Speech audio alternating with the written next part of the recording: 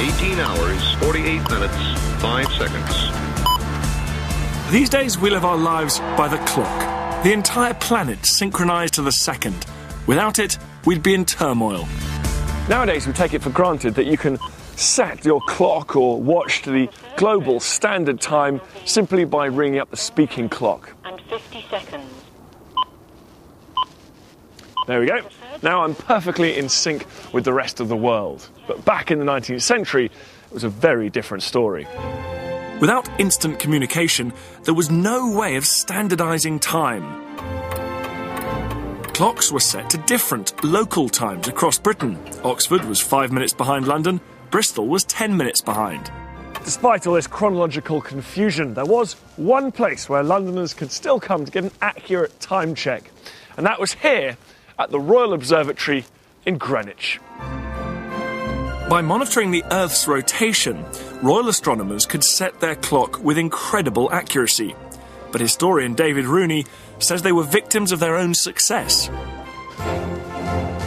So what was going on? So big crowds of people besieging the building, trying to find out what time it was? It seems so. The place was almost overrun with people who wanted to know the time. You had sailors from the Thames, you had factory owners, you had watchmakers. So why is it so important to know the exact time?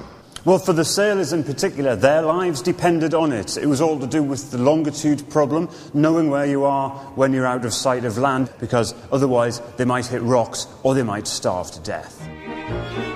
In 1836, the Astronomer Royal got so fed up with the constant visitors that he decided to send the correct time out to London instead of London dropping in on him.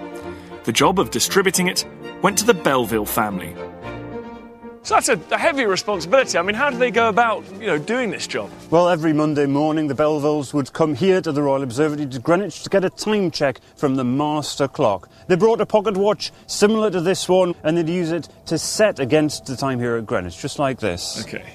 So, got to get it absolutely accurate. That's looking pretty good. There's then time to go to London to take it round their subscribers who would get their weekly visit from the watch. For a price, of course. I'm not surprised. Time is money, after all.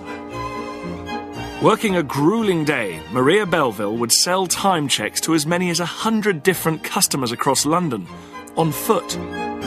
Was it lucrative? In the money of the day, about £2.5 a year, about £100 in today's money for that weekly visit.